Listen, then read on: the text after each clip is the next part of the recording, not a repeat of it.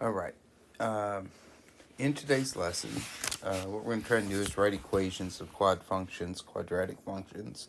Remember, these are x squared functions. Okay, they can be written in various forms. We've got our standard form, which would be ax squared plus bx plus c. Y equals that. We've got vertex form, y equals a times x minus squared plus k. They can be in factored form. Okay, but you're going to have to write the quadratic equation, and you're going to be given some information. The vertices, okay, where does that parabola start? Points, a point on the parabola or more than one point, and x-intercepts. And then we'll also talk about writing quadratic equations to model a data set. Okay, so you have to come up with the equation yourself based on information that is given to you. Now, to accomplish this, a few things we want to know. Here's our vertex form again. And when do you want to use that? Well, you want to use when you're given a point and the vertex. You're going to want to use that form. If you're given a point and x-intercepts, you use this intercept, and this is one I call factored form.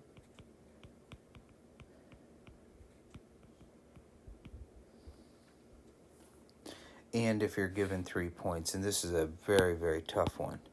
And we saw something like this early on in the year, then we backed off of it because it is so tough. So I'm going to now hopefully record or show you a video. Let's see if this will play while I'm recording. And you should see, there we go. I'm throwing a tennis ball from one hand to the other hand. All right, and I've also plotted those points using some software, and you can see how that shape is very parabolic, which would indicate that we have a quadratic function. And in general, this is not perfect, but anytime you throw anything into the air, you jump in the air, something goes off of a ramp, you launch a missile, everything follows a parabolic path as long as it's just under the influence of gravity. So if you throw a football, it makes this shape. Now it may be a flatter shape. Instead of being in this shape like this, your parabola might be more flat. Let me grab a different color here. So if you think about a football, it would do something more like that. Or a baseball is even flatter when it gets thrown, but it still makes this parabolic shape. It still has a vertex, an axis of symmetry. It will have a starting point where it originates from, an x-intercept and another x-intercept. Okay, so all those things, if we follow any object through its flight of motion, it will follow that parabolic shape. So I've graphed this. There's another image of it. I've done a few things to adjust this, everybody. You'll see it on the next slide. But I have set basically the start where it left my hand at 0, 0. Then we'll be able to find the vertex for it. We'll also be able to find this other x-intercept. And we should be able to find the equation, this y equals ax squared plus bx plus c equation that actually models the path of this projectile, which means the next time I launch it, if I do it exactly the same way, I don't really have to throw it because I can predict its behavior because I know the equation. Nope, that's the picture I want to work from. I thought I had the graph. Let me pull up that. All right, so here is our graph. So at the very beginning, I tossed the ball from my hand. That's this point. Excuse me. So do that. Here we go. That's this point right here. This is where I toss it, where it leaves my hand and I started my measurement. Now at this point we know a few things. We know that x is 0 and y is 0. And now it reaches my other hand right there. This other motion down here, that's it inside my hand. And so we're going to ignore that part of it. This point, now we're going to have to estimate where he's at because I can't just pull up those ordered pairs. But if I look at it, it's pretty close to 30. So I'd say, well, x is 30 and y is 0 at that point.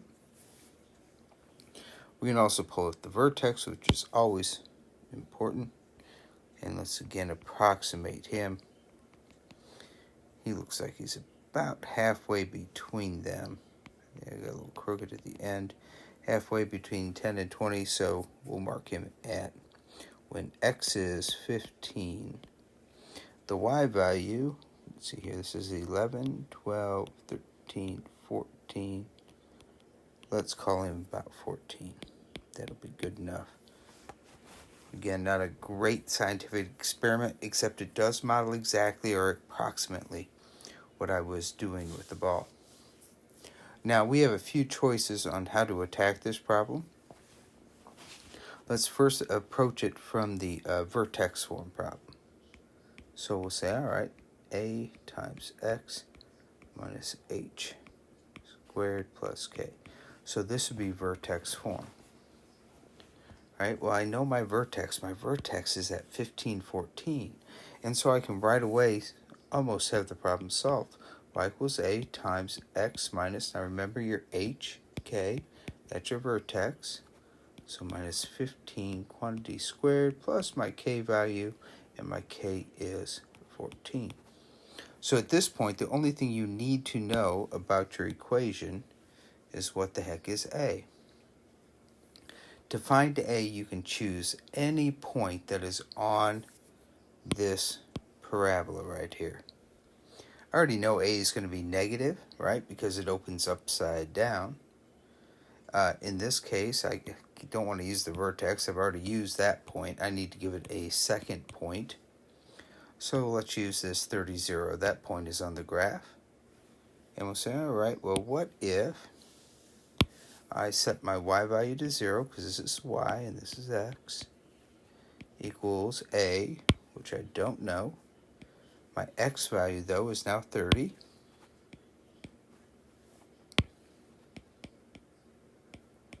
Plus 14. And so now I've resolved it into an equation where there's only one unknown, and that unknown is that a value. So we just have to crank through this thing using order of operations. So we have 0 equals a. 30 minus 15 is 15. Plus 14, that's 0 equals, I have to square that 15, I think that's 225.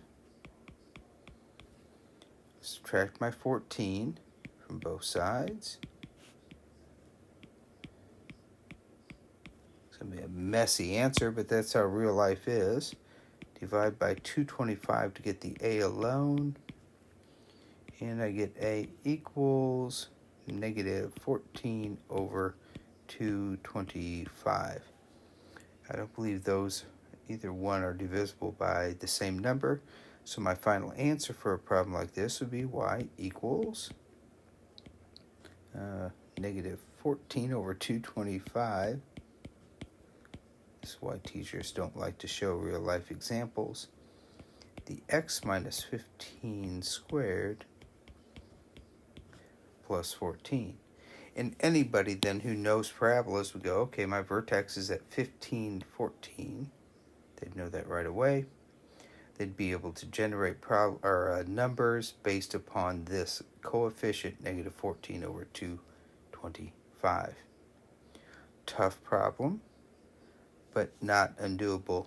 And because it's related to real life, hopefully that helps you out a bit.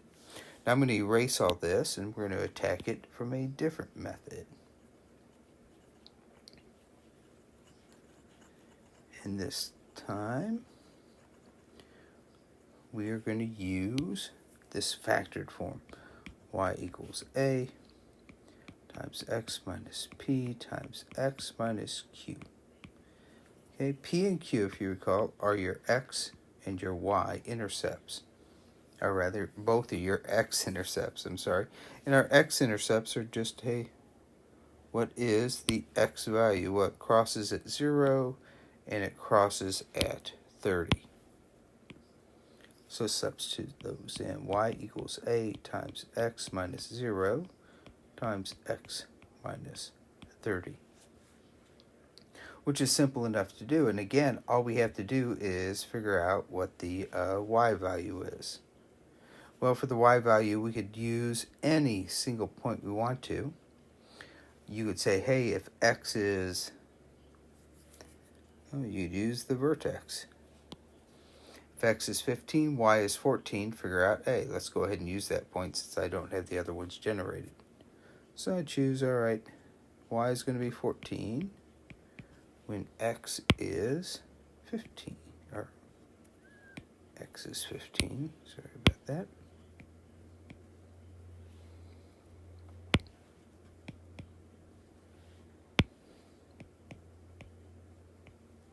X is again 15, and then minus 30. Let's go ahead and do this math. 15 minus 0 is 15, and that's negative 15. 14 equals a times negative 15 times 15, negative 225. And so a is again 14 divided by negative 225. And so we can write our equation, y equals negative 14 over 225 times x minus 0, which would just be x, times x minus 30.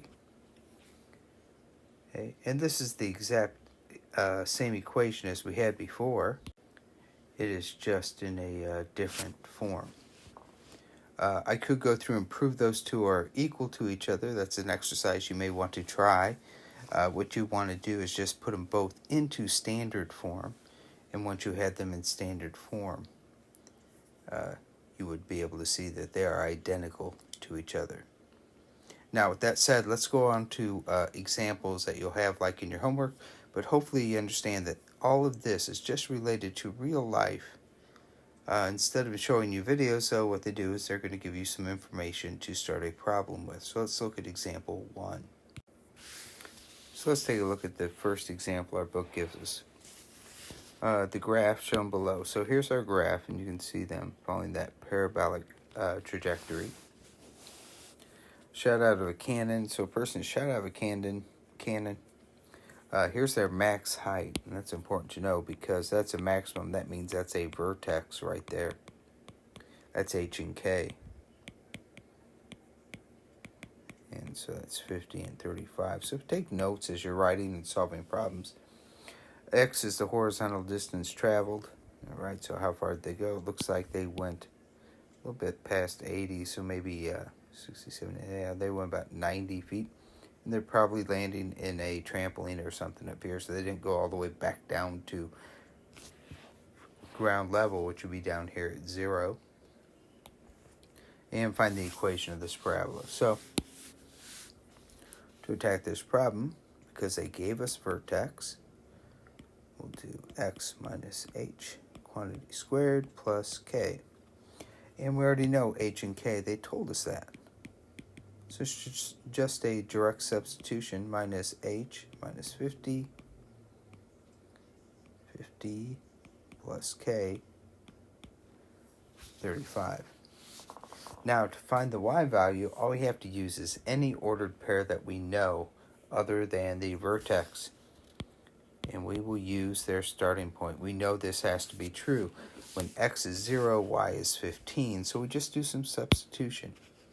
We say, all right, y is 15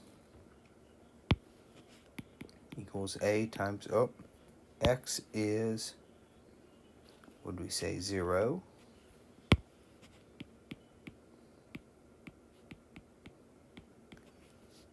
And then we just have to simplify this and solve it for a. So we'll go 15 equals a times, 0 minus 15 is negative 15, but when you square that, it becomes positive 225. We have to subtract our 35 next, undo additions as we're solving for a. Negative 20 equals a times 225. And then lastly, we'll just divide away that 225. And we will find out a equals negative 20 over 225, both divisible by 5. So negative 4 over 45, I believe. So we can finally write our final equation, which would be, pick a nice color for our final equation if I can find one. I'll just use more red. Y equals our a value. So I'm just using this equation up here. I'm plugging in the a, negative 4 over 45 times x minus 50 squared plus 35. And that is the equation of this parabola. So substitute in the vertex, pick a point, plug it in for x and y, and find a. A is kind of the killer thing that you have to find at the end. All right, in this next example, what we got going on is, again, we have a graph given to us, a parabolic graph, but this time it's not a physical object. Let's see if I can highlight that for us.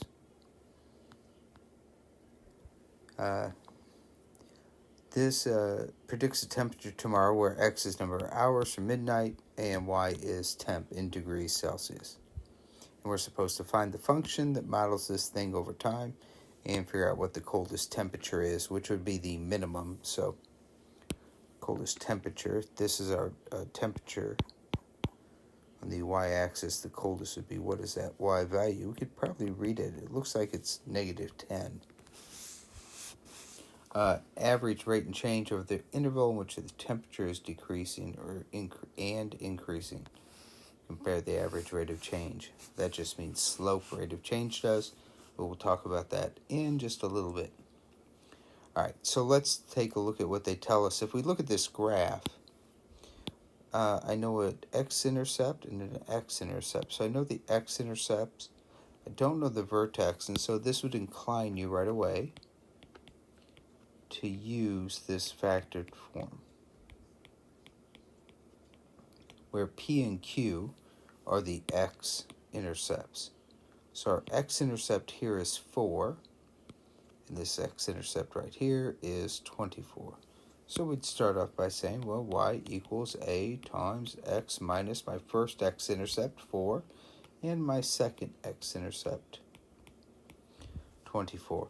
The only thing I do not know about this equation at this point is the a value. If I knew a, I'd be done.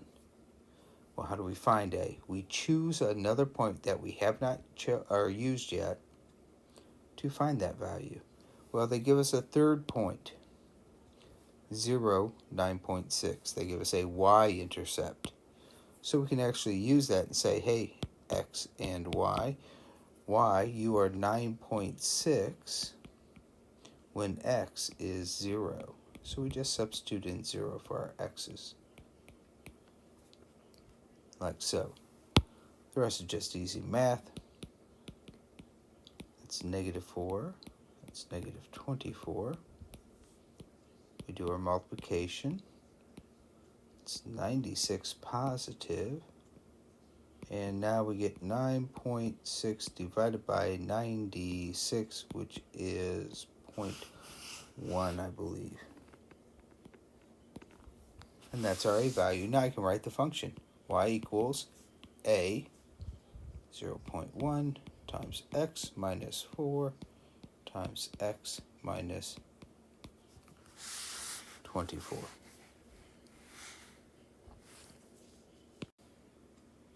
Now let's talk about answering. So what's write the function. So that's part A of this first one. Y equals 0.1 times x minus 4 times x minus 24. Now it's asking what's the coldest temperature. We're going to erase a little bit here. No, it's best to erase, I think. Keep that final equation that we got. Just see if we can move them up there. So there's our equation again. Now, to find this point right here, this maximum, or in this case minimum, I guess, because it's opening up or vertically, what you got to do is just find what's the midpoint of 4 and 24.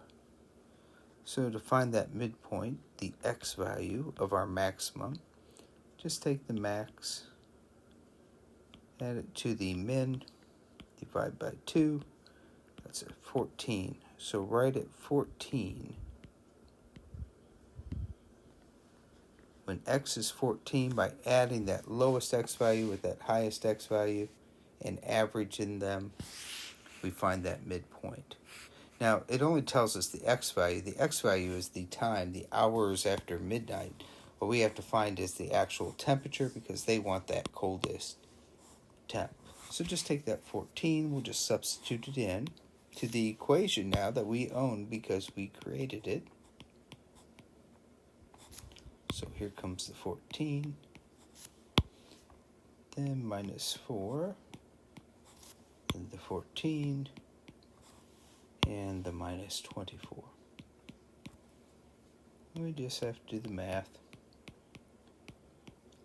So negative 10, I think. 0.1 times negative 100.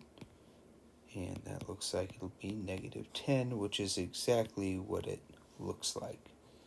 So there is our lowest temperature we will reach. The y value.